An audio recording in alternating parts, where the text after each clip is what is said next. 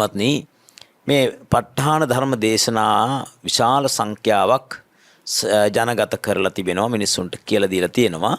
නමුත් මේ අත්ංගේ ඉල්ලීම ප්‍රකාරව ප ဋ ාණය කියන්නේ කවරක්ද?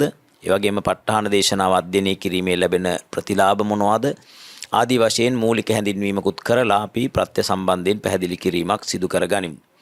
විශේෂයෙන්ම භාග්‍යවත් බුදුරජාණන් වහන්සේ විසින් ලෝක සත්වයාට මේ ධර්මයේ දේශනා කරන්නට යෙදුනේ ප්‍රයෝජන කීපයක් සඳහා. එකක් තමයි ලෞකික ජීවිතේ දියුණුව උදෙසා. තේරුණානේ? ඒ කියන්නේ දැන් අපි ගත්තොත් මහා මංගල සූත්‍රය වගේ සූත්‍රවල පෙන්눔 කරනවා මුල ඉඳලම මේ ලෞකික ජීවිතයේ සාර්ථකත්වයේ කරගෙන කොහොමද ලෝකෝත්තරයට පියනගන්නේ කියලා. එහෙම තමයි බුදුරජාණන් වහන්සේගේ ධර්මය. ඒ කොහොමද? දැන් උදාහරණයක් වශයෙන් ගත්තොත් අසේවනාච බාලාණං පණ්ඩිතානංච සේවනා ආදී තැන්වල විස්තර වෙන්නේ මූලිකම ලෞකික ජීවිතයේ කටයුතු. බාලයෝ ඇසුරු කරන්න එපා, පණ්ඩිතයෝ ඇසුරු කරන්න නේ. ඊට පස්සේ එහෙම ක්‍රමක්‍රමයෙන් ගිහිලා මාතා පිතූ ප ဋ ාණං පුත්තදාරස්ස සංඝහෝ අනාකුලාච කම්මන්ත ආදී වශයෙන් විස්තර කරන්නේ මේ ලෞකික ජීවිතයේ දියුණුව. ලෞකික ජීවිතයේ යහපත්ව ගත කරන්නේ කෙසේද කියන කාරණාව. එතකොට මේ ප ဋ ාණ ධර්ම දේශනාව ඒ ලෞකිකත්වය අභිභවා ලෝකෝත්තරයට ඔබව ගෙනියනවා.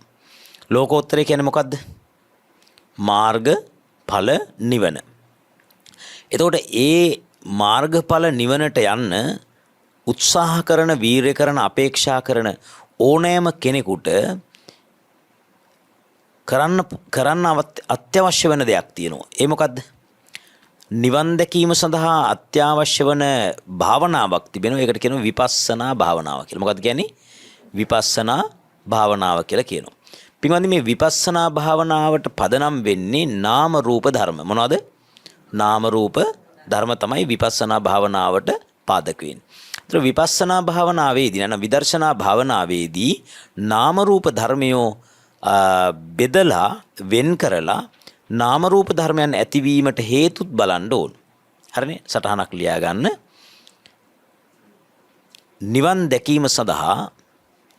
නිවන් දැකීම සඳහා උපකාරී වන භාවනා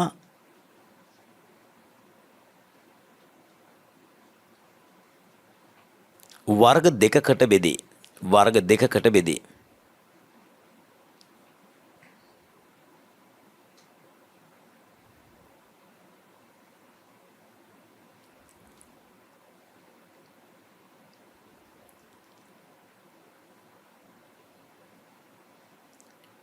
එක සමත භාවනාව,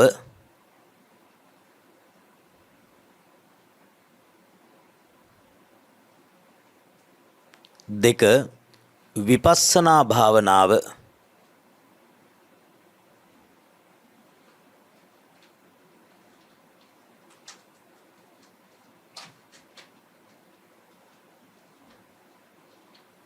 හරි. සමත භාවනාවේදී මොකද්ද කරන්නේ අම්මා?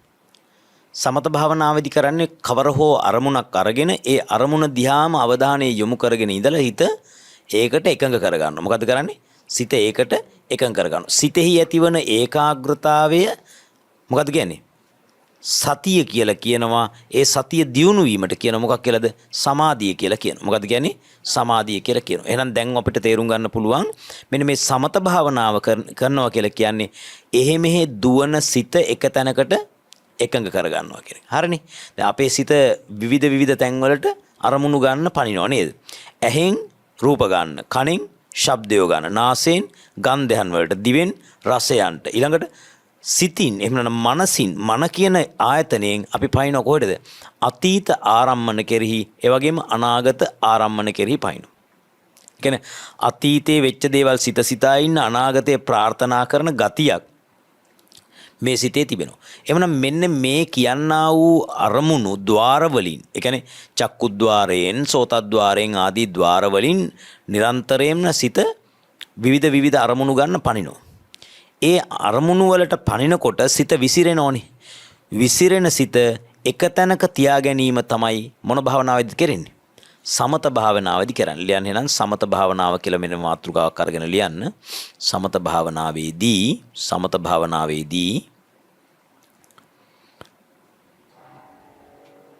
සිත එක අරමුණක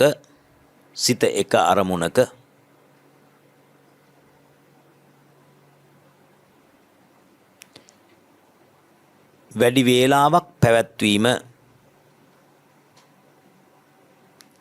වේලාවක් පැවැත්වීම සිදු කරගනි. නැත්නම් සිදු කරගනු ලබයි.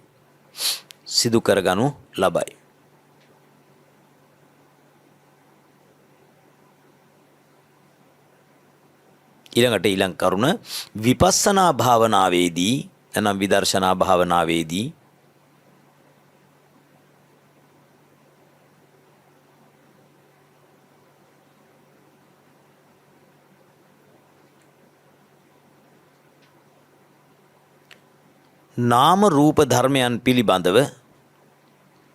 නාම රූප ධර්මයන් පිළිබඳව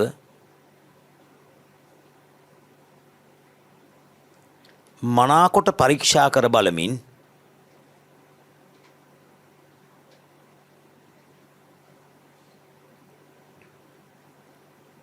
සිහියෙන් නුවණින් යුක්තව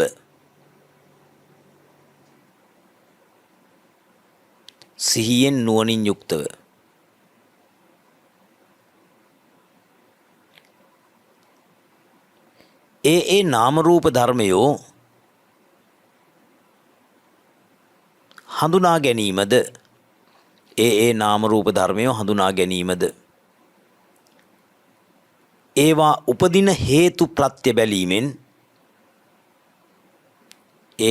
උපදින හේතු ප්‍රත්‍ය බැලීමෙන්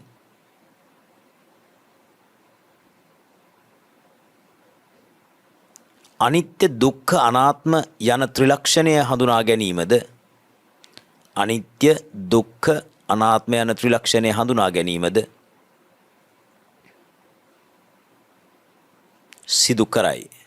සිදු කරයි.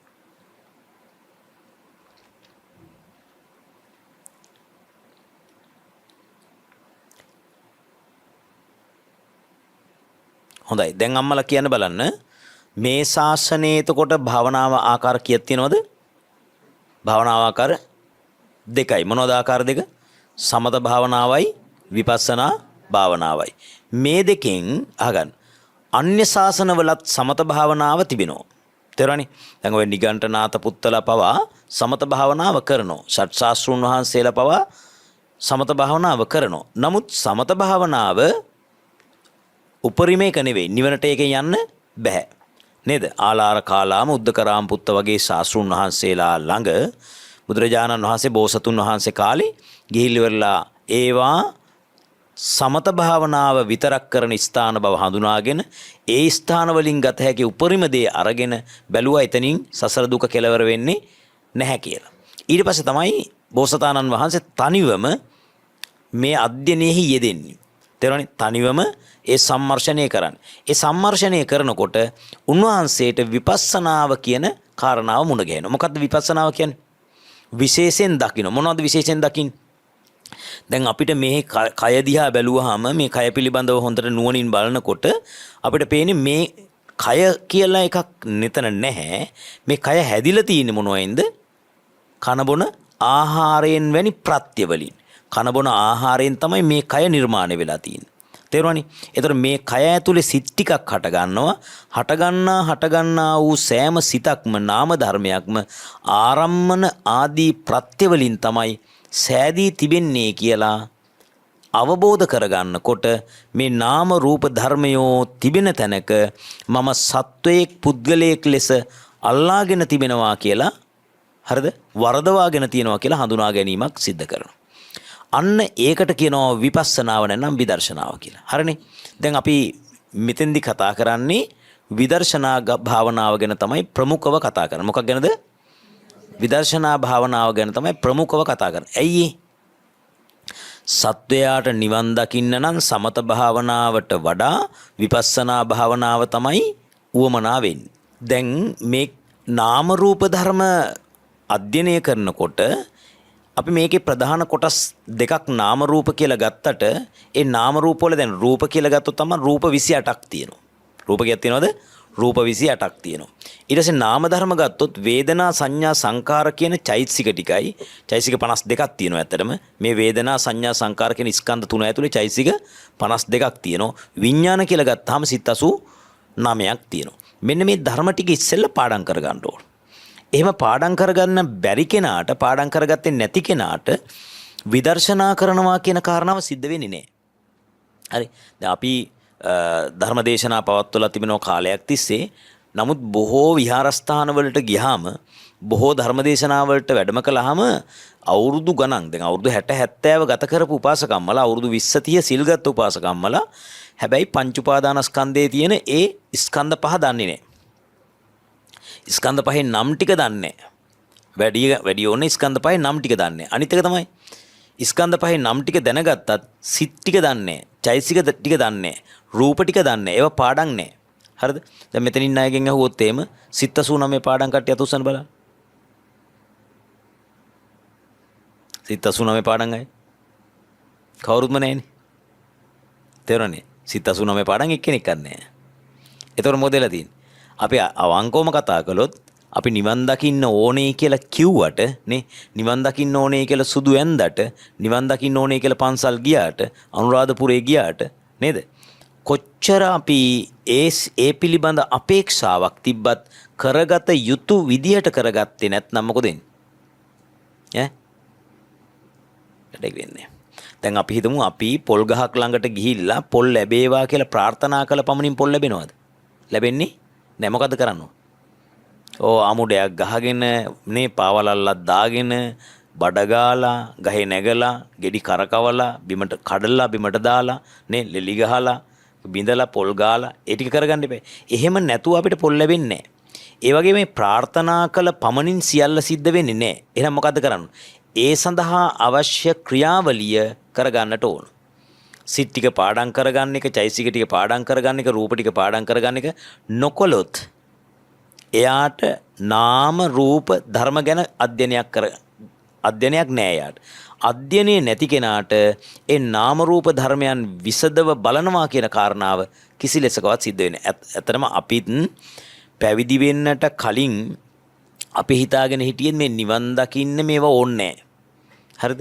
ඊළඟට පැවිදි වෙලත් පළවෙනි අවුරුද්ද ඇතුළත අපි හිතුවේ සමත භාවනාවක් කරගෙන හිටියාම ඇති.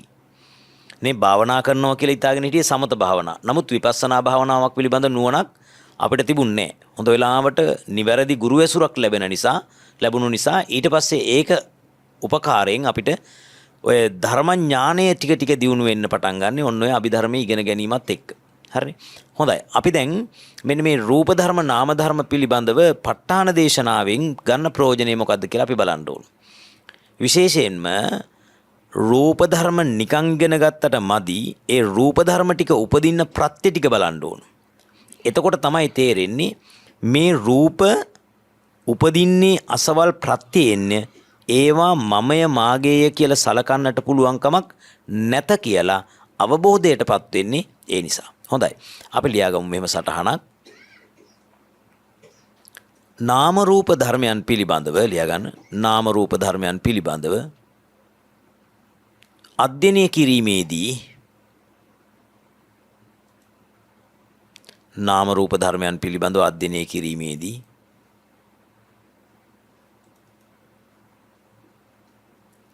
සිත් 89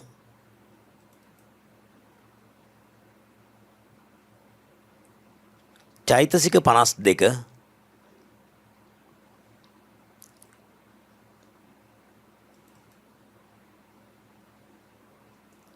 රූප 28 උගත යුතුය හොඳයි ඔබට තිරේ බලා ගන්න පුළුවන්කම තියෙනවා මේ රූප උපාදානස්කන්ධයට රූප 28 අයිති වෙනවා වේදනා සංඥා සංඛාර කියන ටිකට චෛසික 52 අයිති වෙනවා විඥාන උපාදානස්කන්ධයට සිත් 89 අයිති වෙනවා අපි මේක සටහනක් දාගමු රූප උපාදානස්කන්ධය රූප 28යි ඊළඟට වේදනා උපාදානස්කන්ධය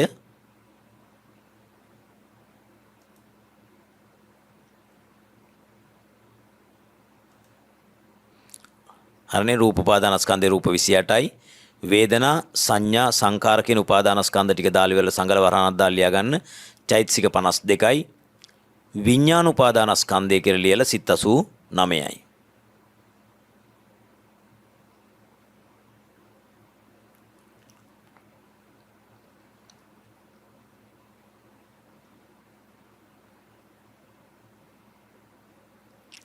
අම්මලා මේ ටික දැන් මේ රූප 28 ආදිය අඩුම ගානේ හරිද රේරුකාණේ චන්දවිමල නායක හාමුදුරන්ගේ අභිධර්ම මාර්ගයේ පොත අරගෙන ඒ අභිධර්ම මාර්ගයේ පොතෙන් මේ ටික අරගෙන සටහන් කර ගන්න ඕන සටහන් කරගෙන පාඩම් කර ගන්න ඕන හරිද ඊටාම ඉක්මනට ඊළඟ පෝය වෙන්නට කලින් නේ ඊළඟ පෝය වෙනකොට හරි මේ ටික පාඩම් කර ගන්න ඕන නැත්නම් ඉදිරියට යෑමක් නැහැ නාම රූප ධර්ම ගැන අධ්‍යයනය කරන්න නැති කෙනාට ඉදිරියක් ඇත්තේ නැහැ හරිනේ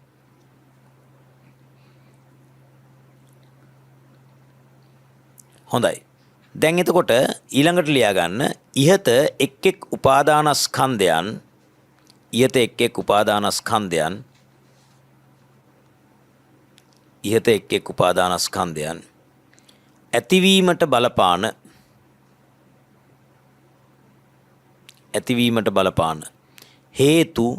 ඇතිවීමට බලපාන හේතු වරහන් ඇතුලේ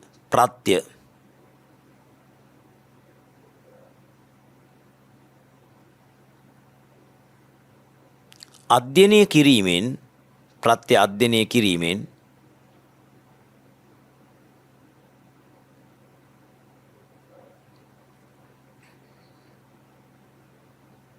සක්කාය දිට්ඨිය දුරු කරගත හැකි අතර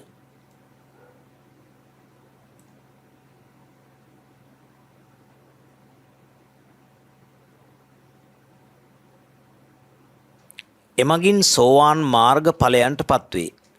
සෝවාන් මාර්ග ඵලයන්ට පත්වේ.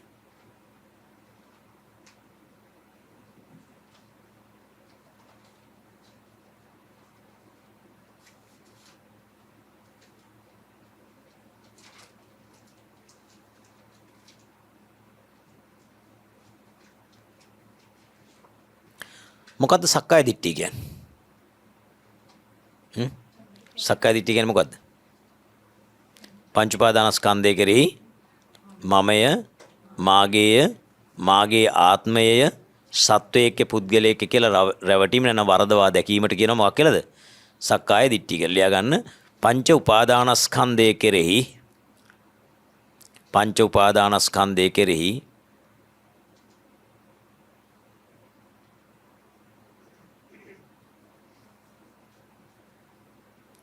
මමය මාගේය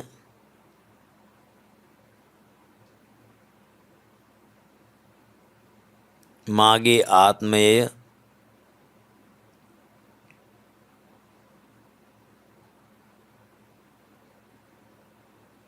සත්වයේක්‍ය පුද්ගලයේක්‍ය යයි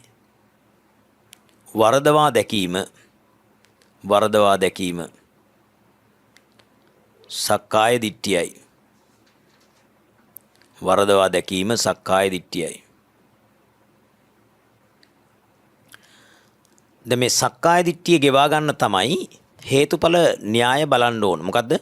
හේතුඵල ධර්මය අධ්‍යයනය කරන්න ඕන සක්කාය දිට්ඨිය ගෙවා ගන්න. මම කිව්වා මේ ප ဋ ාණ දේශනාව තුළ තිබෙන්නේ අන්න ඒ විදිහට හේතුඵල ධර්මයේ විදහා දැක්වෙන සූවිසි ප්‍රත්‍යක් නැත්නම් ප්‍රත්‍ය 24ක්. මේ තියෙන්නේ ප්‍රත්‍ය 24 හේතු ප්‍රත්‍ය ආරම්මන අධිපති අනන්තර සමනන්තර සහජාත අඤ්ඤමඤ්ඤ නිස්සය උපනිස්සය පුරේජාත පච්චාජාත ආසේවන කම්ම විපාක ආහාර ඉන්ද්‍රිය ඥාන මග්ග සම්පයුත්ත විප්පයුත්ත අත්ථි නත්ථි විගත අවිගත කියලා මේ ප්‍රත්‍ය 24ක් දක්වන්නේ මොකටද? මේ ප්‍රත්‍ය 24ෙන්ම පෙන්වන්නේ මෙන්න මේ රූප ධර්මයෝ ටික අපේ ශරීරයේ තිබෙන රූප ධර්මයෝ ටික උපදින්නේ මෙන්න මේ ප්‍රත්‍ය ඇසුරෙන්. ඒ වගේම අපේ ශරීරය ඇතුලේ තියෙන නාම ධර්මයෝ ටික උපදින්නේ මේ ප්‍රත්‍ය ඇසුරෙන් කියලා පෙන්වා දීම තමයි මෙතෙන්දී සිද්ධ කරන්නේ. හොඳයි පින්වත්නි මෙතෙන්දී අපිට පද තුනක් මුණ ගැහෙනවා. ප්‍රත්‍ය කියලා පදයක් මුණ ගැහෙනවා. ඒ වගේම ප්‍රත්‍යෝත්පන්න කියලා පදයක් මුණ ගැහෙනවා. ඒ වගේම ප්‍රත්‍ය ශක්තිය කියලා වචනයක් මුණ ගැහෙනවා. හරිද? මෙන්න මේවා ප ဋ ාහන දේශනාවේ මූලික පද. මොනවාද? ප්‍රත්‍ය, ප්‍රත්‍යෝත්පන්න, ප්‍රත්‍ය ශක්තිය කියලා පද තුනක් මුණ ගැහෙනවා. අපි ලියාගමු. ඉස්සෙල්ලම ප්‍රත්‍ය කියන වචනේ නන හේතුව හෙවත් ප්‍රත්‍ය. හේතුව හෙවත් ප්‍රත්‍ය.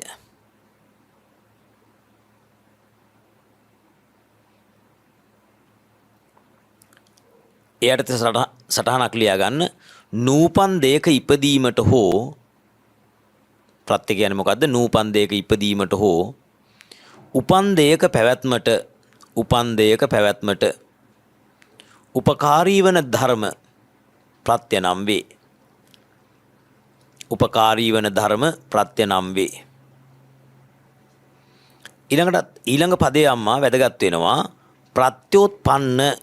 ප්‍රත්‍යෝත්පන්න නැත්නම් ප්‍රත්‍යෝත්පන්න හේවත් ඵලය.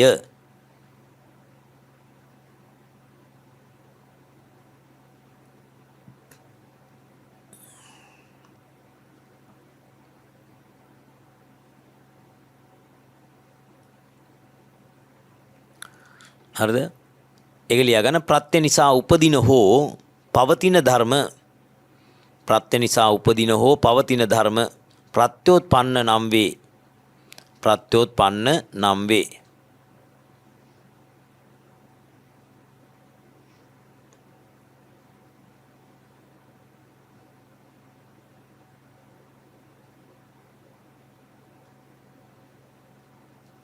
ඊළඟ එක ලියා ගන්න. ප්‍රත්‍ය ශක්තිය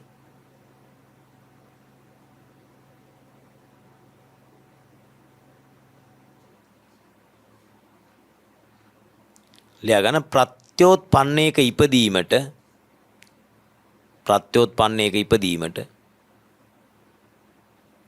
ප්‍රත්‍ය මගින් ලැබෙන උපකාරයට ප්‍රත්‍ය මගින් ලැබෙන උපකාරය ප්‍රත්‍ය ශක්තිය නම් වේ. ප්‍රත්‍ය ශක්තිය නම් වේ. හරි. දැන් මන් දිහා බලා ගන්න. මෙන්න මෙහෙම අපි පද තුනක් පැහැදිලි කළා. එකක් තමයි මොකද්ද? ප්‍රත්‍ය කියලා කිව්වා. දෙවෙනි එක ප්‍රත්‍යෝත්පන්න කියලා කිව්වා. තුන්වෙනි එක මොකද්ද? ප්‍රත්‍ය ශක්තිය කියලා කිව්වා. හරිනේ. මේ බලන්න. අම්මයි තාත්තයි දෙන්නෙක් එකතු වෙලා දරුවෙක් බිහි කරනවා නම් ඒ බිහිවන දරුවට කියනවා ඉපදිච්ච ඵලය. මොකද කියන්නේ? ඉපදිච්ච ඵලය නම් ප්‍රත්‍යෝත්පන්නේ. හරිනේ. ප්‍රත්‍ය නිසා ඉපදුණු මොකද්ද? ඵලය නම් ප්‍රත්‍යෝත්පන්නය කියලා කියනවා. මේ ඵලය බිහි කරන්නට කටයුතු කරපු අම්මටයි තාත්තටයි කියන මොකක් කියලාද? හේතු නැත්නම් ප්‍රත්‍ය කියලා කියනවා. මොනවද කියන්නේ? හේතු නැත්නම් ප්‍රත්‍ය කියලා කියනවා. ඒ වගේම මේ දරුවා බිහි කරන්නට අම්මාගෙන් ලැබෙන උපකාරය. අම්මා කිරි දෙනවා. අම්මා කුස ලබා දෙනවා. නේ? අම්මා තමයි කිරි ලබා දෙන්නේ, කුස ලබා දෙන්නේ. එතකොට එයාගෙන් ලැබෙන ශක්තියට කියනවා මොකද්ද? ප්‍රත්‍ය ශක්තිය කියලා. දැන් තාත්තා තමයි කැම ටික හොයලා දෙන්නේ. තාත්තා තමයි ආරක්ෂාව සපයලා දෙන්නේ. ඒතර මෙයාගෙන් ලැබෙන ශක්තියට කියන මොකක් කියලාද? ප්‍රත්‍ය ශක්තිය කියලා. දැන් තේරෙනවනේ? ප්‍රත්‍යෝත්පන්නයක ඉපදීමට, ප්‍රත්‍යෝත්පන්නයක පැවතීමට මේ ප්‍රත්‍ය ධර්ම මගින් ලැබෙන උපකාරයට කියන මොකක් කියලාද? ප්‍රත්‍ය ශක්තිය කියලා කියනවා. දැන් අපිට ඔය ප ဋ ාහනේ තිබෙන සූවිසි ප්‍රත්‍ය ගත්තොත් සූවිසි ප්‍රත්‍යවල එකිනෙකට වෙනස් ප්‍රත්‍ය ශක්ති 24ක් තියෙනවා. ප්‍රත්‍ය ශක්තිය කීයක් තියෙනවද? 24ක් තියෙනවා. දැන් උදාහරණයක් වශයෙන් හේතු ප්‍රත්‍ය තිරේ දිහා බලන්න. හේතු ප්‍රත්‍යයේ තිබෙන ශක්තිය නෙමෙයි ආරම්මන ප්‍රත්‍යයේ තියෙන්නේ. ආරම්මන ප්‍රත්‍යයේ තිබෙන ශක්තිය නෙමෙයි ඊළඟට තියෙන්නේ මොකද්ද? තිරේ බලන්න ඕන. හරි. මෙතන තිරයක් තියෙනවා. තිරේ දිහා බලන්න. තිරේ තියෙන මොකද්ද? හේතු ප්‍රත්‍යයේ තිබෙන ශක්තිය නෙමෙයි ආරම්මන ප්‍රත්‍යයේ තියෙන. ආරම්මන ප්‍රත්‍යයේ තිබෙන ශක්තිය නෙමෙයි අධිපති ප්‍රත්‍යයේ තියෙන. අධිපති ප්‍රත්‍යයේ තියෙන ශක්තිය නෙමෙයි පුතා. මොකෙද තියෙන්නේ? නේද? බිම්බලාගෙන හිටියට ඒක නෑ නේ. තිරේ දිහා බලලා කියන්නේ. මොකක්ද තියෙන්නේ? අනන්තර ප්‍රත්‍ය. අනන්තර ප්‍රත්‍යයේ තියෙන ශක්තිය නෙමෙයි සමානන්තර ප්‍රත්‍යයේ තියෙන. සමානන්තර ප්‍රත්‍යයේ තියෙන එක නෙමෙයි සහජාත ප්‍රත්‍යයේ. ඒ කියන්නේ එකිනෙකට වෙනස්. හරි. දැන් මේ අපි දැන් බලන්න ඕන මේ එක එක ප්‍රත්‍යයෙන් ලැබෙන ශක්තිය මොකක්ද කියලා මොනව උපද්දවන්නද? මොනව උපද්දනවද? ඔබ බලන්න මේ ටිකට අමතක වෙලානේ. මෙන්න මේ පහ උපද්දවන. රූප, වේදනා, සංඥා, සංකාර, විඥාන කියන පහ. ඔය පහ කොහෙද තියෙන්නේ? පිටිපස් වේලි මහතුරු කියන ඔය පහ කොහෙද තියෙන්නේ? ඔය පහ තියෙන්නේ මේ මෙතන. හරිද? රූප ටික තියන්නේ මේ ඇඟ. වේදනා සංඥා සංකාර විඥාන කියලා කියන්නේ මේක ඇතුලේ තියෙන සිතයි චෛසිකයි. දැන් ඒතකොට මේකේ අධ්‍යයනය කරන්නේ අඟහරු ලෝකෙ ගැනද? මේක අධ්‍යයනය කරන්නේ ග්‍රහ වස්තු ගැනද? එන කා ගැනද? තමන් ගැන. ඒතකොට නිවන් දකින්න ඕන මොකක් අධ්‍යයනය කළාද? තමන් ගැන අධ්‍යයනය කළා. මේ තමන්ගේ කියන මෙන්න මේ කොටසේ තියෙන නේ මේක ඇතුලේ තියෙන මේ රූප ටික මගේ වෙලා රැවටෙනවා. මේක ඇතුලේ හටගන්න සිත් ටික මගේ වෙලා රැවටෙනවා. හරිනේ? පිටිපස්ස වේලු මහතුරු කියන බලන්න අපිට සිත් හට ගන්නවද? හට ගන්නවද නැද්ද? හට ගන්නවනේ. දැන් අපි මැරුණාට පස්සේ අපිට ඇවිදින්න පුළුවන්ද? බෑ. කතා කරන්න පුළුවන්ද? බෑ. hina වෙන්න පුළුවන්ද? බෑ. ඇයි බැරි? මේ කය නම් තියනවා සිත් හටගන්නේ නැහැ. එහෙනම් අපි මැරුණාම අතපය හොලවන්න බැරි සිත් හටගන්නේ නැති නිසා. එහෙනම් ජීවත්ව ඉන්නකන් අතපය හොලවන්නේ ඒ සිත් තිබෙන නිසා. එහෙනම් සිත් වලින් තමයි මේ කෘත්‍ය කරන්නේ. හැබැයි අවාසනාවකට අපි රැවටෙනවා ඒ සිත් ටිකත් මගේය. මේ ඇඟත් මගේය. බුදුරජාණන් වහන්සේ කියනවා ඔය රැවටෙන නිසා ඒකට සක්කාය දිට්ඨිය කියලා කියනවා. දැන් අපි පොඩ්ඩකට කලින් ලිව්වනේ සක්කාය දිට්ඨිය කියන්නේ මොකද්ද? පංච උපාදානස්කන්ධය කෙරෙහි මමය මාගේ මගේ ආත්මය කියලා සත්වයක පුද්ගලයක කියලා රැවටෙන ගතිය. රැවටීම. එහෙනම් මේ තියෙන්නේ පංච උපාදානස්කන්ධයක්. පංච උපාදානස්කන්ධයට රැවටෙන්නේ මොකක් වශයෙන්ද? මම කියලා. මම හැමදාම උපමාවක් ගන්නවා. ඔය ඇත්ත සමහරට අහලා නැතුව ඇති. අපි හිතමු අපි දකිනවා පාරේ යනකොට හොල්මනක් රාත්‍රී කාලේ. ඒ හොල්මනට අපි බය වෙනවා. හැබැයි ටෝච් එක අල්ලලා බැලුවට පස්සේ තියෙන්නේ කෙහෙල් ගහක අත්තක්. තේරුණානේ? අපි හොල්මන කියලා රැවටලා තියෙන්නේ කෙහෙල් ගහේ අත්තට. දැන් ඇත්ත දැක්කට පස්සේ අපි ආයෙසරයක් බය වෙනවද? නෑ. කෙහෙල් ගහේ අත්තනේ. නැමිලා තියෙන කෙහෙල් ගහේ අත්ත තමයි අපි හිතුව අතවනනවා කියලා. ඒ වගේ මෙන්න මේකට අපි රැවටිලා මේකේ තියෙන්නේ මොකද්ද? රූප, වේදනා, සංඥා, සංකාර, විඥාන. ඒ කියන්නේ රූප ධර්ම, නාම ධර්ම. වෙනත් භාෂාවකින් කියනවනේ ඇඟයි සිතයි. මේ ධර්ම ටිකට රැවටිලා මොකක් කියලාද ගන්නෙ? මම කියලා හිතනවා. දැන් මේකට අපි පෙම් බඳිනවද නැද්ද? මේකට අපි ආදරේද නැද්ද? ආදරේ. මේකට කවුරු හරි කෙනෙක් එදිරිවාදීකම් කළොත් අපි ඒකට වෛර කරනවද නැද්ද? වෛර කරනවා. ගැටෙනවද නැද්ද? ගැටෙනවා. දැන් මේක හරි. මේක මම. ඕකේ මම තව පොඩ්ඩක් ඉස්සරහට ගියාම මගේ දරුවා, මගේ සැමියා, මගේ බිරිඳ, මගේ අම්මා තාත්තා නේ, මගේ ගුරුවරු. එතකොට දැන් මේක මම එළියේ තියෙන කට්ටිය මගේ. ඔය පැත්තට සදා ගන්නවා. ඒ තැන් වල තියෙන්නේ මොනවද? ඒ තියෙන්නේ රූප සහ නාම ධර්ම ටික. එතන තියෙන්නේ මොනවද? රූප ධර්ම ටිකක් සහ නාම ධර්ම ටික. එතනත් නාම රූප ධර්ම ටිකක් තියෙන්නේ රැවටෙන්නේ මොකද්ද? මගේ මිනිහා, මගේ ගෑණි ආදි වශයෙන් රැවටෙනවා. මගේ දරුවා ආදි වශයෙන් රැවටෙනවද නැද්ද? රැවටෙනවා. එතකොට කෙහෙල් කොලයක් ඇති තැනක හොල්මනක් නැත්නම් කවුරු හරි අමනුස්සයෙක් ඉන්නවා කියලා රැවටුණා වගේ පංච උපාදානස්කන්ධයක් තියෙන තැනක රැවටෙනවා කවුද? මමය. එහෙම නැත්නම් මගේ දරුවාය කියලා රැවටෙනවා. බුදුරජාණන් වහන්සේ ටෝච් එකක් අල්ලලා පෙන්නනවා. මොකද්ද ටෝච් එක? මාතුරු කියන බාර මොකක්ද ටෝච් එක? ප්‍රඥාව නැමැති ආලෝකය. මොකද්ද? ප්‍රඥාව නැමැති ආලෝකය. එහෙනම් ප්‍රඥාව නැමැති ආලෝකය නැත්නම් ඔයාටත් මටත් මේක පේන්නේ මොකක් වශයෙන්ද? මම වශයෙන්. එහෙම නැත්නම් මගේ දරුවා වශයෙන්. ප්‍රඥාව කියන ආලෝකය ආවොතින් තමයි මොකක් කරන්නේ? මොකද වෙන්නේ? ප්‍රඥාව කියන ආලෝකය ආවොතින් තමයි අරව වෙන්වෙන්ව පේන්නේ. ඒ කියන්නේ කෙහෙල් කොළය කියලා කෙහෙල් ගහ කියලා වෙන්ව පේන්නේ. එහෙම පෙනුනට පස්සේ මුලා වෙන්නේ නැහැ. එහෙනම් දැන් ඔයාට තේරුම් ගන්න ඔය ප්‍රඥාවට නම් ඉස්සෙල්ලාම මොකද්ද කරගන්න ඕන? මේ නාම රූප ධර්ම ලියලා පුරුදු වෙලා සුණාත බණ අහන්න ඕන. ධාරේත මතක තියා ගන්න ඕන. චරාත ඒ අනුව හැසිරෙන්න ඕන. දැන් වෙලා තියෙන්නේ මොකද්ද? සුණාත අහනවා. ධාරේත නැහැ. ඇයි? මතක තියෙන්නේ නැහනේ. ඒ නිසා මම ඔය ක්‍රමවේදයක් හඳුන්වලා දීලම තියෙන්නේ මොකද්ද? මේක ලියන්න කියලා. මේ පහුගිය දවස්වල මම එක්තරා ධර්මදේශනාවකට වැඩම කළා ගම්මානයක. හරිද? මාතර පැත්තේ.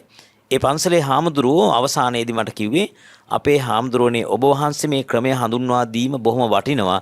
අපේ මිනිස්සු කොච්චර බණ ඇහුවත් බණපද දෙකක්වත් මතක හිටින්නේ නැහැ. හරිද? අර සිරිපාල දොඩංගොඩ බදාගත්තා වගේ යනකොට එකක්වත් නැහැ. එසා දැන් තේරුම් ගන්න අපි මේවා අහලා ලියලා පාඩම් කරගන්න ඕන. දැන් ඇත්තටම බහුතරයක් අම්මලා පොත් අරගෙන ලියනවා මේවා. පොත් අරගෙන ගෙදරදී මේවා පුරුදු වෙනවා. සිත 89 කට පාඩම් කරගන්නවා. අනිත් එක හොඳට මතක තියාගන්න මම මේ දවස්වල හැමතැනකම කියනවා මේ දේශනාවලදී ඔයාලා සිල් සමාදන් වෙනෝනේ. සිල් සමාදන් වුණාට පස්සේ කන්නේ අනුන් දෙන දෙයක්නේ. අනුන් දෙන දෙයක් කාලා ඔයාට සිත 89න් අඩුම ගානේ. හරිද? කාමාවචර සිත් ටික බැරි නම්. හරිද? චෛතසික 52න් අඩුම ගානේ චෛතසික 10ක් බැරි නම්. රූප 28න් රූප 10ක්වත් බැරි නම්. ඔයා කාලා තියෙන්නේ මොනවද? ණයට කාලා තියෙන්නේ. ඔකට කියන ඉන පරිභෝගය කියලා. මොකද්ද කියන්නේ? ඉන පරිභෝගයෙන් ණයට කාලා තියෙන්නේ. හරිද? දැන් එහෙනම් මොකක්ද වෙලා තියෙන්නේ? මෙච්චර දවසක් කාලා තියෙන ණයට තමයිනේ. සුවපත් වේවා. ඉතින් ඒ නිසා අදවත් තේරුම් ගන්න අවුරුදු 60 70ක් බෞද්ධයෙකු ලෙස ජීවත් වෙලා ඔය ටික බැරි නම් හරිද? Taman ලැජ්ජා වෙන්න Taman ගැන සිත 89 ලියලා චෛතසික 52 ලියලා රූප 28 ලියලා කටපාඩම් කරගන්න ඊළඟ පොය වෙනකන් ඉන්න එපා. අඩුම ගානේ ඊළඟ පොයේවත් ණයට කන්න නැතුව මොකද වෙන්නේ? සිත් ටික පාඩම් කරගෙන සිත 89ම බැරි වුණා 10ක් පාඩම් කරගන්න. හරිද? චෛතසික 52 බැරි නම් 8ක් පාඩම් කරගන්න. ඈ රූප 28ම බැරි නම් රූප 10ක් පාඩම් කරගන්න. ඒ සඳහා වීරය කරන්න. මේ හැමදාම බණ අහලි වෙරලා බණ තුන ක්‍රියාත්මක වෙනකොට නාම රූප විදර්ශනා කරන්න දන්නේ නැත්නම් මම කියන්නේ බෝසතාණන් වහන්සේත් සමත භාවනාව කළා සමත භාවනාවෙන් බුදු වුණේ නැති නිසානේ විදර්ශනා භාවනාවට බැස්සේ. ඉතින් අපේ අම්මලාත් මොකද කරන්නේ? සමත භාවනාව විතරක් කරන්නේ නැතුව මේ විපස්සනා භාවනාවට පාදක වන නාම රූප ධර්ම අධ්‍යයනය කරත්වා. හරි. දැන් එහෙනම් අපි මේ ප්‍රත්‍ය 24 මම කියව සූවිසි ප්‍රත්‍යක් තියෙනවා. සූවිසි ප්‍රත්‍ය අපි කැමැති ප්‍රත්‍යක් අපි අධ්‍යයනය කරමු. ඉස්සෙල්ලම අපි ගමු මේකේ තියෙන හේතු ප්‍රත්‍ය කියලා. පළවෙනි එක මොකද්ද? හේතු ප්‍රත්‍ය. හේතු ප්‍රත්‍යයේ තියෙනවා වචන කීපයක්.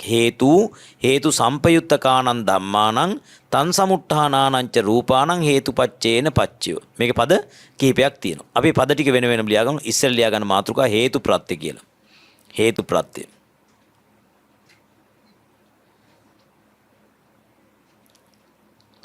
ඒක ඇරතේ රෝමි ලක්කම් එක හේතු පදෙන් පදේ අපි කඩලා ඉගෙන ගමු. හේතු කියනකොට අම්මා හරිද? හේතු දෙකක් තියෙනවා. ඒ කියන්නේ හේතු හයක් තියෙනවා ප්‍රධාන වශයෙන් කොටස් දෙකකට බෙදෙනවා. මොනවද? ලෝභ දේශ මෝහ කියන අකුසල හේතු. ඊට පස්සේ අලෝභ ආදේශ අමෝහ කියන මොනවද? කුසල හේතු. ලියා ගන්න එහෙනම් හේතු කියනකොට ලෝභ දේශ මෝහද අලෝභ ආදේශ අමෝහද. ලෝභ දේශ මෝහද අලෝභ ආදේශ අමෝහද.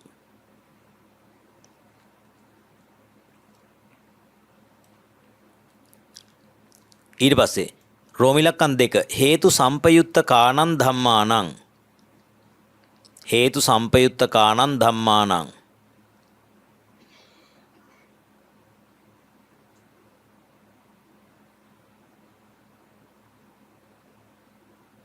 ඒක ඉස්සරහින් වරහන් ඇතුළේ ලියන්න. ඉහත හේතු සමග යෙදුණු. ඒ කියන්නේ ලෝභ දේශ මොහ අලෝභ දේශ මොහ කියන හේතු සමග යෙදුණු. ඉහත හේතු සමග යෙදුණු. චිත්ත චෛතසික ධර්මයන්ටද. චිත්ත චෛතසික ධර්මයන්ටද.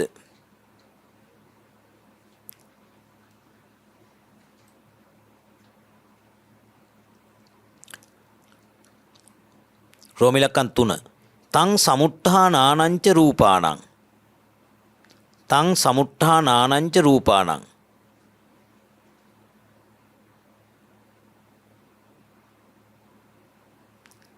ඒ සමග උපදින රූපයන්ටද. ඒ සමග උපදින රූපයන්ටද. ඒ සමග උපදින රූපයන්ටද. රෝමි ලක්කම් 4 හේතු පච්චයේන පච්චයෝ. රෝමි ලක්කම් 4 හේතු පච්චයේන පච්චයෝ.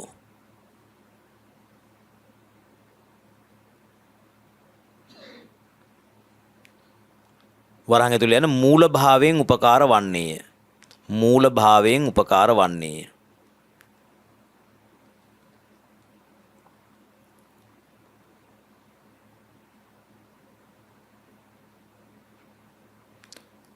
හරි. දැන් මම ඔගේ කරුණ ටික පැහැදිලි කරලා දෙන්න හදන්නේ. හරිද? ගහක තියෙනවා මුල්. මොනවද තියෙන ගහක? මුල් තියෙනවා. ගහක මුල් මොකද්ද කරන්න ප්‍රධාන ඩියුටිය? පොළව ඇතුලේ බැහැලා පොළව තදින් අල්ල ගන්නවා. පොළව තදින් අල්ලගත්ත නිසා මොකද්ද වෙන්නේ? ගහේ කඳට අතු ඉති වලට වැටෙන්නේ නැතුව ඉන්න ශක්තිය සපයනවා. මුල් වලින් මොකක්ද එහෙනම් කරන ප්‍රධාන කාර්යය? පොළව තුල බැස පොළව තදින් අල්ලා ගැනීම නිසා කඳට ශක්තිය සැපීම. කතාව හරිනේ. ඒ වගේ හිතක් ඇතුලේ තියෙන මුල් જાතියක්. මොනවද හිත ඇතුලේ තියෙන මුල්? ලෝභ, දේශ, මෝහ, අලෝභ, අද්වේෂ, අමෝහ. අන්නේ මුල් වලින් මොකද්ද කරන්නේ? ඒ මුල් පොළව ඇතුලේ ගහක මුල් පොළව ඇතුලේ බහිනවා වගේ හිතක මුල් බැහැ ගන්න මොකක් ඇතුළද? අරමුණ ඇතුලේ බැහැ ගන්න. මොකක් ඇතුළද? අරමුණ ඇතුලේ බැහැ ගන්නවා. හොඳයි. උදාහරණයක් ගමු. ඔන්න මේ උපාසකම්ම කෙනෙකුට ඇති වෙනවා කේක් කෑල්ලක් කන්න ආසාවක්. මොකද ඇති වෙන්නේ? කේක් කෑල්ලක් කන්න ආසාවක් ඇති වෙනවා. එතකොට හටගන්නේ මොන හිතක්ද? මොන හිතක්ද ඇතිවෙන්නේ? කේක් කෑල්ලක් කන්න ආසාවක් ඇති වුණා කියන්නේ මොන හිතක්ද? උපාසකම්ම කේක් කෑල්ලක් කන්න ආසාව කියන මොන හිතක්ද? ලෝභ හිතන්නේ ඇති වෙන්නේ. මොනවද? ලෝභ හිතක්. ඒ කියන්නේ ඕගොල්ලෝ තාම සිත් ගැන මේ ලෝක හසරක් දන්නේ නැහැ. හරිද? දැන් ඒ කියන්නේ සාමාන්‍ය දැනුම ඔය මං අහන්නේ. හරිද? අපි හිතමු කේක් කෑල්ලක් කන්න ආසාවක්. ලස්සන ඇඳුමක් දැක්කහම තමන්ගේ දරුවෙක් ප්‍රිය වූ දරුවෙක් ඉඹිනකොට දරුවා වඩා ගන්නකොට ඇති වෙන්නේ මොන හිතක්ද? ලෝභ සිත් ඇති වෙන්නේ. ලෝභ මූල සිත්. ලෝභ මූල සිත් 8ක් තියෙනවා. මොනවද ලෝභ මූල සිත් 8?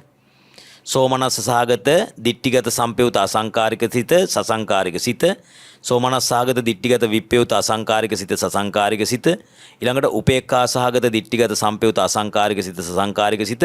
උපේක්ඛා සහගත, දිට්ඨිගත, විප්පයුත, අසංකාරික සිත, සසංකාරික සිත. මෙන්න මේ සිත් අධ්‍යයනය කරත්වා. හරිද? මෙච්චර කාලයකට කවුරුත්ම කියලා නැද්ද මේ මේව නිවන් දකින්න ඕනයි කියලා? දැන් මේ නිකන් ඉන්න පිරිසක් නෙවෙයිනේ. හරිද? මේ ඇවිල්ලා පන්සල් යන සුදු අඳින සිල් සමාදන් වෙන පිරිසක් නෙනේ. ඒතර කවුරුත්ම කියලා නැද්ද? දෙවියනේ ඉතින් නේද? නිවන් දකින්න ඕනේ කියලා ඔය ඇත්තන්ට කොච්චර උත්සාහයේ වීරිය තිබුණත් අම්මා හරි ක්‍රමයට වීරිය කරේ නැත්නම් මොකෝ වෙන්නේ? දැන් කොළඹට යන්න ඕනේ කියලා ඉවරලා වීරිය තියෙන මිනිස්සෙක් හරිද? වාහනේ අවිස්සාවෙල්ල පැත්තට හරවලා ගියොත් මොකෝ වෙන්නේ? කොළඹට යනවද? මහත්තයා යන්න එන්න කොළඹින් ඈත් වෙනවනේ. ඒ නිසා තේරුම් ගන්න හරි පැත්තට යන්න, හරි වැඩේ කරන්න. ඒ කියන්නේ නිවන් දකින්න ඕනේ කියලා නිකන් තැටමුවට වැඩක් නැහැ. හරි වැඩේ කරන්න. හොඳයි. දැන් එහෙනම් ඔන්න බෝඩ් එක දිහා බලන්න. බෝඩ් එකේ තියෙන මොකද්ද? ලෝභ සිතක්. උදාහරණයක් ලෙස ලෝභ සිතක් ගනිමු. ලෝභ සිතක තියෙන හේතු දෙකක්. මොනවද හේතු දෙක? ලෝභයයි මෝහයයි. මොනවද තියෙන්නේ? ලෝභයයි මෝහයයි. මෝහයෙන් මොකද්ද කරන්නේ අම්මා? මෝහයෙන් මොකද්ද කරන්නේ? අරමුණ මුවහ කරනවා. මුවහ කරනවා කියන්නේ ඇත්ත වසන් කරනවා. අරමුණේ ඇත්ත වසන් කරනවා. දැන් ඔයාලට කේක් කෑල්ලන්නේ කන්න ආසෙ හිතුනේ. කේක් කෑල්ලේ තියෙන ඇත්ත මොකද්ද උපාසකම්? කේක් කෑල්ලේ තියෙන ඔරිජිනල් ඇත්ත මොකද්ද? කේක් කෑල්ල නෙවෙයි මේ ඕනෑම දෙයක් ගත්තොත් මේක හැදිලා තියෙන්නේ මොනවයිද? පඨවි ආපෝ තේජෝ වායෝ වර්ණ ගන්ධ රස ඕජා කියන සුද්ධාෂ්ටක රූපවලින්. මොනවද හැදිලා තියෙන්නේ? සුද්ධාෂ්ටක රූපවලින්. එහෙනම් දැන් රූප ගැන ඉගෙන ගන්න ඕනද නැද්ද?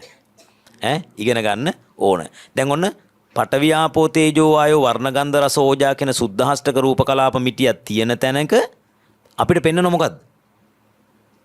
අපිට පෙන්වනවා කේක් කෑල්ල. හරියට කෙහෙල් කොලයක් තියෙන තැනක, කෙහෙල් ගහක නැවිච්ච කොලයක් තියෙන තැනක අපිට පෙන්වන හොල්මනක්. ඒ වගේ දැන් මෙතන පෙන්වන මොකද්ද? කේක් කෑල්ලක් පෙන්වනවා. ඇත්ත මොකද්ද? කියලා දීලා ඉතින් සද්ද නැතුව ඉන්නකොට නේ වැඩේ තියෙන්නේ. ඇත්ත මොකද්ද? නෑ ඇත්ත කේක් කෑල්ලේ ඇත්ත මොකද්ද? පඨවි ආපෝ තේජෝ වායෝ වර්ණ ගන්ධ රස ඕජා කියන සුද්ධාෂ්ටක රූප කලාප මිටියක්.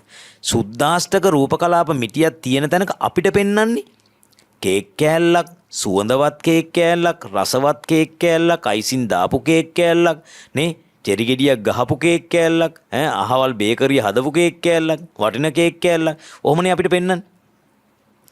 දැන් ඒ මුලා කරාම ඒ ඇත්ත වැහුවාම ඒ වහපු ඇත්තට නේද අපි රැවටෙන්නේ නේ. දැන් ඇත්ත තිබුණා නම් ඇත්ත දැක්කනම් රැවටෙන්නේ. හැබැයි දැන් අර ලස්සන කේක් කෑල්ලට සුවඳ කේක් කෑල්ලට රස කේක් කෑල්ල නේද අපි රැවටෙන්නේ. ඕකම නේද කසාද බඳින්න දියුනේ. ඕකම නේද කසාද බඳින්න දියුනේ. මොකද්ද? දැන් මහතුරු ඉන්නේ නිකන් සද්ද නැතුව දැන්. හරිද? මොකක්ද උනේ? ඔයා හිතන්නකෝ දැන් අපි හිතමු මනමාලයා මෙහෙම ඉන්නවා, මනමාලි මෙහෙම ඉන්නවා. ඇතුලේ තියෙන ඇත්ත මොකද්ද? හරිද? අසූචි මල්ලක් තියෙනවා. හරිද? වමනේ මල්ලක් තියෙනවා. හරිද? ඊට පස්සේ ගඳ ගහන නව දොරකින් නේද? අසුචි පිට වෙන හරිද? මහා ජරා ගොඩක් නෙමෙයි තියෙන්නේ. හැබැයි ඒකේ පෙන්වන්නේ කොහොමද අපිට? පවුඩර් දාලා නේද? අර පොටි දාලා වහලා වලවල් වහලා එහෙමනේ පෙන්වන්නේ. ඒ පෙන්නුවා පස්සේ මොකද වෙන්නේ? අර මෝහයෙන් ඇත්ත වසන් කළා. මෝහයෙන් මොකද්ද කළේ? ඇත්ත වසන් කළා. ඊට පස්සේ ලෝභයෙන් ඇලුනා. ලෝභයෙන් කරන්නේ අලවණ එකනේ. මෝහයෙන් ඇත්ත වසන් කළා, ලෝභයෙන් ඇලුනා. දැන් ඇත්ත දැනගත්තා නම් මහත්තයා මොකෝ වෙන්නේ? මේ සන්තෑසිය වෙන්නේ නැහැ නන්නේ. ඔව්. ඇත්ත දැනගත්තා නම් එදා අර ඔබට මතකද සාරිපුත්ත මහරහතන් වහන්සේගේ මල්ලි කෙනෙක් හිටියා. එයා ඇත්ත දැනගත්තා. මොකද්ද? පෝරුවේ ඉන්නවා. පෝරුවේ ඉන්නකොට නෝනා කසාද බඳින්න ඉන්න මනමාලිය මෙහෙම ඉන්නවා. දැන් ඒ තරුණයා මෙහෙම ඉන්නවා. අම්මා ඇවිල්ලා අවුරුදු 120ක් වයස ඇති අත්තම්මත් එක්ක ඇවිල්ලා දුවට ආශිර්වාද කරනවා. මගේ දුව මගේ අම්මා මෙන් වේවා. ඒ කියන්නේ මොකද්ද? අවුරුදු 120ක් ජීවත් වේවා කියලා කිව්වේ. මගේ අම්මා මෙන් වේවා කියලා කියනකොටම මේ කොල්ලට එකපාරටම නිකන් වම් ඇහෙන් මෙහෙම වමට බැලුවා. බලනකොට මොකද වෙන්නේ? අඩේ මේ ආච්චි වගේ මෙයත් නාකි වෙනවද? මේ ආච්චි වගේ හැම රැලි වැටෙනවද? මේ ආච්චිගේ වගේ කෙස් ටික පැහෙනවද කියලා මේ කොල්ලට නුවණ වැඩ කරන්න බෑ. ඒ කියන්නේ මෝහය වැහිලා තිබිච්ච අර පවුඩර් වලින් වැහිලා තිබිච්ච මොකද්ද? ඇත්ත මෙයාට පේන්න පටන් ගත්තා. පේන්න පටන් ගත්ත ගමන් මොකද උනේ? අය ඔයාලා වගේ ගෙදරක් කරන් ගියේ නෑ. කෙලින්ම පෝරුවෙන් පැනලා කෙලින්ම ජේතවනාරාමයට දිව්වා. ජේතවනාරාමයට ගියපු ගමන් මහාන කළාලු. ඔයා දන්නවද ඒ කවුද කියලා? 80 මහා ශ්‍රාවකයන් අතර මහා ශ්‍රාවක බුදුහාමුදුරන්ගේ මහා ශ්‍රාවකයන් 89 අතර කවුද? කදිරවණීය රේවත මහරහතන් වහන්සේ. කොණ්ඩේ රැවුල වවාගත්තු හාමුදුරු 3 ඉන්නේ. ඒක නමක් තමයි කදිරවණීය රේවත. ඒ කියන්නේ වනාන්තරයෙන් එළියට ආවෙම නැහැ. ඒ නිසා මොකද වෙන්නේ? ඔය කොණ්ඩේ රැවුල වවාගෙන හිටියා. යා එළියට එන්න මිනිස්සු අතරට එන්න නැහැ. කොණ්ඩේ කපා ගන්න ඕනේ. තේරෙන්නේ? ඉතින් අන්න ඒ වගේ උතුමන් වහන්සේ නම. ඒ උතුමන් වහන්සේ නම බවට පත් උනේ මොකක් නිසාද? ඇත්ත දැක්ක නිසාද? ඇත්ත නොදැක්ක නිසාද? ඇත්ත දැක්ක නිසා. එහෙනම් මෙන්න මේ වගේ අපි හිතමු කේක් කෑල්ලක් කන්න යනකොට ඒකේ තියෙනවා මහත්තයා මොකද්ද? ඇත්තක් තියෙනවා. ඇත්ත පේන්නේ නැහැ. මෝහයෙන් ඒක වහලා තියෙන්නේ. එහෙනම් ඒ මෝහය ඇති වෙන්නේ මොකක් තුලද? ඔබේ තිබිච්ච ලෝභ හිතේ. ලෝභ හිතේ හේතු දෙකයි. හරියට ගහක මුල් දෙකක් තියෙනවා වගේ ගහක මුල් දෙකක් තියෙනෝනේ. ගහක මුල් තියෙනවා. මෙතන අපි හිතමු මුල් දෙකක් තියෙනවා. මොකද්ද මුල් දෙක? ලෝභයයි මෝහයයි. හරිද? මෝහය කේක් කෑල්ල ඇතුලේ බැහැලා මොකද වෙන්නේ? තදින් අල්ල ගන්නවා. ලෝභය තදින් අල්ල ගන්නවා. ලෝභය මෝහය දෙකෙන් අරමුණ තදින් අල්ලා ගත්තාට පසුව මොකද්ද වෙන්නේ? ඒ ඉපදුණු සිත ඇතුලේ සංප්‍රයුක්ත වූ චෛතසික ටිකත් සිතින් උපදින චිත්තජ රූපත්. මොනවද චිත්තජ රූප කියන්නේ අම්මා? දැන් ඔයාට කේන්ති ගියහම මූණ කළු වෙනව නේද? ඒ කළු වෙන්නේ කොහොමද? මේ කේන්ති ගියපු සිත ද්වේෂසිතින් ජනනය කළ චිත්තජ රූප වලින් මොකක්ද වෙන්නේ? මූණ කළු වෙනවා. එහෙනම් අන්න ඒ සිත සමග උපදින චෛතසිකත් ඒ වගේම සිත සමග යෙදුණු චෛතසිකත් සිතින් උපදින චිත්තජ රූපත් සියල්ලම රඳාගන්නේ සියල්ලම දරාගන්නේ සියල්ලටම ශක්තිය සපයන්නේ කවුද? අර මුල් දෙක. මොකද්ද මුල් දෙක? මෝහයයි ලෝභයයි. දැන් කතාව පැහැදිලිද? එහෙනම් මේ බලන්න. මොකද්ද මෙතන කතා කරපු හේතු ප්‍රත්‍ය කියලා කියන්නේ? හේතු ප්‍රත්‍ය කියලා කියන්නේ ගහක මුල් පොළව තුල බසිමින් පොළව තදින් අල්ලාගෙන කඳට ශක්තිය සපයනවා වගේ සිතක ඇතුලේ තියෙන මුල් මොනවද? ලෝභ දේශ, මෝහ, අලෝභ දේශ, අමෝහ කියන මුල්. මේවට අම්මලා අහලා තියෙනවද? හරිද? කුසල මූලයෝ අකුසල මූලයෝ කියලා අහලා තියෙනවද? හරිද? කුසල මූලයෝ කියන්නේ මොකද්ද? කුසල මූල කියලා කියන්නේ අන්න අර අලෝභ අදේශ අමෝහ. අකුසල මූලයෝ කියන්නේ ලෝභ දේශ මෝහ. මේ මුල් ටික මොකක් ඇතුළේද බහින්නේ? ගහක නෑ. ගහක මුල් නම් බහින්නේ පොළොව ඇතුලේ. සිතක මුල් ටික බහින්නේ කොහක් ඇතුලේද? අපූරුයි. ගහක මුල් ගහ ඇතුලේ බහින්නේ නෑනේ, පොළොව ඇතුලේනේ බහින්නේ. සිතක මුල් හිත ඇතුලේ බහිනවද? සිතක මුල් බැස්සේ. දැන් ඔයාලට කේක් කෑල්ල කන්න උනාට පස්සේ ලෝභයයි මෝහයයි බැස්සේ මොකක් ඇතුළේද? කේක් කෑල්ල ඇතුලේනේ බැස්සේ. කේක් කෑල්ලනේ තදින් අල්ලගත්තේ මෝහයෙන් මුලා වෙලා ලෝභයෙන් ඇලිලා. එහෙනම් මොකක් ඇතුළේද බහින්නේ? අරමුණ ඇතුලේ. එලි මේ බලන්නකෝ. ගහ තියෙන්නේ මෙහෙම, පොළව තියෙන්නේ යට, මුල් ටික ගිහිල්ලා පොළව ඇතුලේ බහැලා පොළවනේ අල්ලගන්නේ. හිත තියෙන්නේ මෙතන, අරමුණ තියෙන්නේ එළියේ. හරිද? ඒන් ගිහිල්ලා මොකද වෙන්නේ? අපිට පේන්නේ අර පොළොවේ මේ ගහේ මුල් පොළොව ඇතුලේ බහිනවා වගේ පේන්නේ ඇහැට. සිතේ තියෙන මෝහය ගිහිල්ලා මෝහෙන් අල්ල ගන්නවා. ලෝභෙන් අල්ල ගන්නවා. කතාව තේරුණාද? මෝහෙන් මුලා වෙලා තදින් අල්ල ගන්නවා, ලෝභෙන් ඇලිලා තදින් අල්ල ගන්නවා. කතාව පැහැදිලිද? ඉතින් ඔය බලන්න ඔය මෙකැනිසම් එක මොකක්ද තියෙන්නේ? අපිට පේන්නේ නැහැ මහත්තයා. ඔය යාන්ත්‍රණය අපිට පේන. ඉතින් බුදුරජාණන් වහන්සේ නම ලෝකේ පහළ වෙලා පේන්නේ නැති දේ මොකක්ද වෙන්නේ? ප්‍රඥා ආලෝකයේ විහිදුවලා මං කියවර කෙහෙල් ගහක් මෙහෙම තියෙන වැටලා තියෙනකොට අපි හොල්මන කියලා රැවටුණා අඳුර නිසා. ටෝච් එකක් ගැහුවාම ආලෝකයේ වැටුණාම ඇත්ත දැක්කහම මෝහයෙන් අයින් වෙලා ඇත්ත පෙනීලා ඒකෙන් බය නැති වෙනවා. ඒක ගැටීම ඇලීම නැති වෙනවා. දැන් අපිත් මොකද කරන්නේ? බුදුරජාණන් වහන්සේ දීපු ප්‍රඥා ආලෝකයෙන් අපි මේක බලනවා. අන්න ඒකට තමයි විදර්ශනා භාවනාව කියන්නේ. විදර්ශනා ආලෝකය කියන්නේ ඒක. ප්‍රඥා ආලෝකය කියන්නේ ඒක. ඉතින් අපිට කතා කරන්නට බොහෝ කරුණු ඇතත් කාල වේලාව අපිට හරස් වෙනවා. පැයක කාලයකින් අපි මේක අවසන් කරගන්න ඕන. ඉතින් අද ඔබට බොහෝ නොතේරුණු පිරිසක් නිසා මුල ඉඳලම මට කියලා දෙන්නට සිද්ධ වුණේ මොකක්ද? එක ප්‍රත්‍යයකින් හරි මෙන්න මේව බලන්නේ කොහොමද? අපි මේ ශරීරය කියන මේ රූප ධර්ම ටිකත් ශරීරය ඇතුලේ හටගන්නා සිත් සහ චෛතසික කියන නාම ධර්ම ටිකත් මොනවෙන්ද හටගන්නේ? මොනවා හරි හේතුවකින් හටගන්නේ. හරිනේ.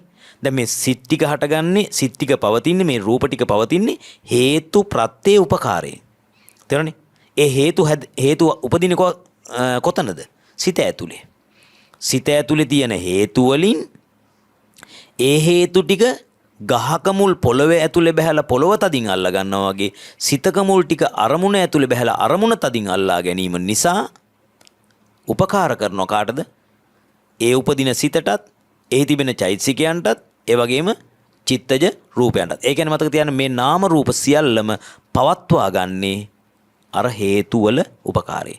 හේතු පච්චයේන පච්චයෝ කියලා කිව්වේ ඕකට. හරිනේ? එහෙනම් අපි කාල වේලාව අවසන් වන නිසා මෙතනින් දේශනාව સમાપ્ત කරනවා.